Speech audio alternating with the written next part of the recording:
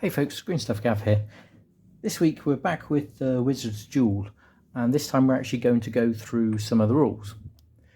Now, Violetsun on the previous video pointed out this is actually a reprint of an article printed back in White Dwarf 270, I believe 271. I was able to find a quick copy at my local game shop to browse through, and yeah, it's basically the same game, just with a slight tweak and a bit of a different layout to the rules themselves. For example, in this it states the objective is to reduce the opponent to 0 wounds, which the original game wasn't clear, and had a whole load of movie stills. So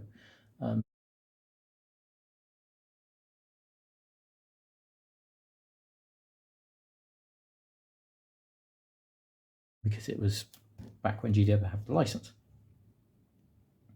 So I thought, fun enough, is I haven't actually read this through yet, and looking at it here, it actually says an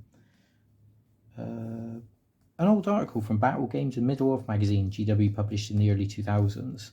There's a mini game provided. People play through this exact scene. And yeah, it is effectively the same game, just with a slight update. So we'll start. Basically, it's only a page and a half's worth of rules with a load of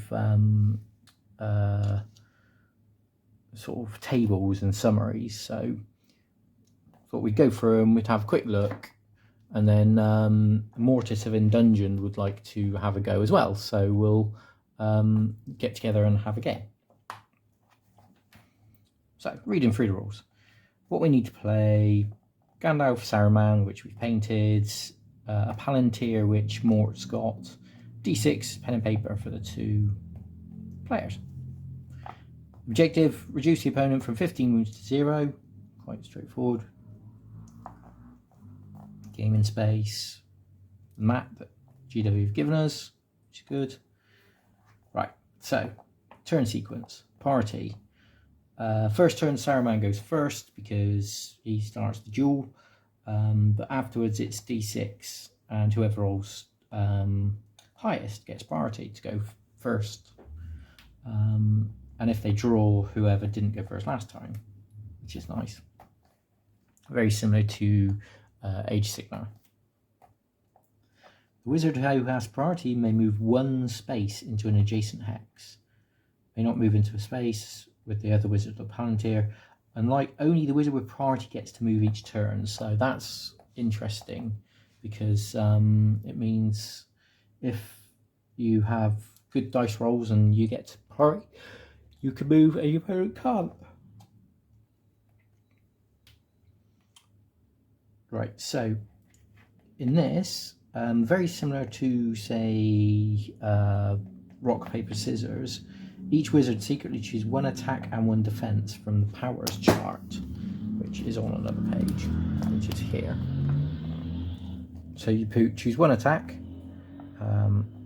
push, whack, slam, bang, and smash, and 1 defense: stop, no, and shield. So you pick 1 each of these, note them down secretly. Might make some cards, to be honest, very similar to Full Tilt. Right, so magical attacks made of 2 components: push and crush. A push forces the enemy wizard away, and a crush damages them by flattening them on the floor. Each attack comprises different combinations of these 2 components. So whack, for example, pushes 3 squares and does no damage, no crush damage.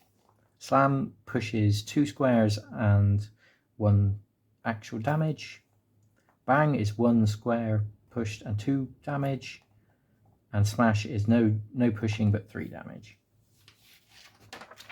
So you pick each one of these, and the defense: no push damage, no squares push, no crush damage, and shield -1 push direction, -1 crush damage. So for example, if you pick bang, which is 1 push and 2 crush, and the opponent picks shield, they don't push and then take 1 damage. quite interesting. Quite interesting options there.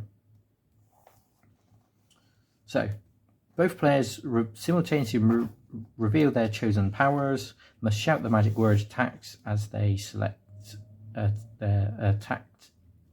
Must shout the magic word attached to the selected magical attack and defense.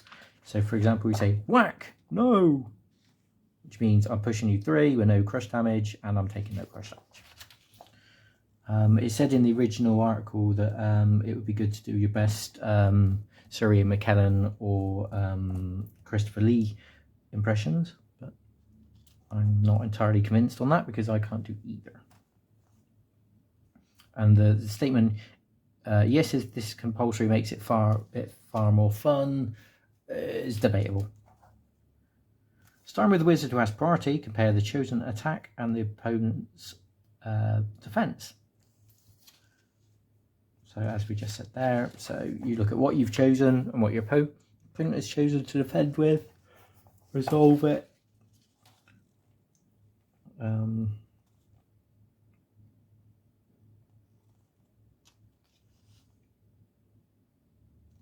Yeah, it doesn't actually state, but it does say starting with the wizard who has priority. So then you resolve the priority wizard's attack and the defense, and then you do the opponent's attack against your defense.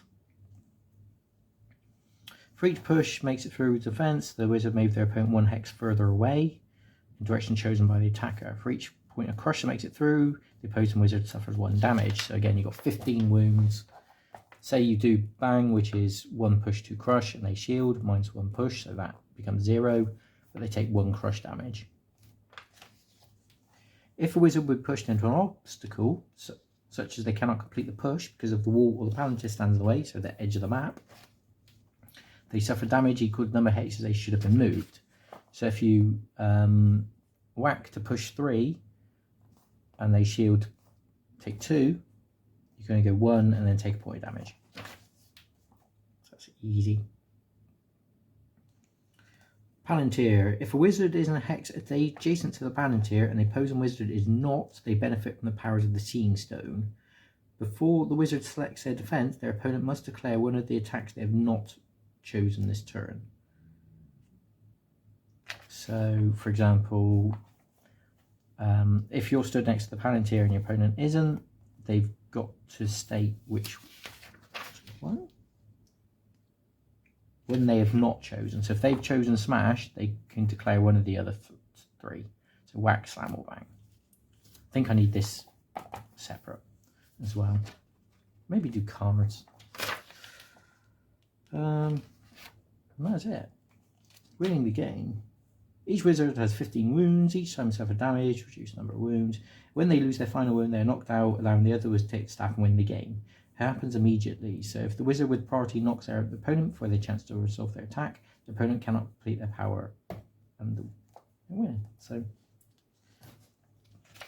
that's literally it.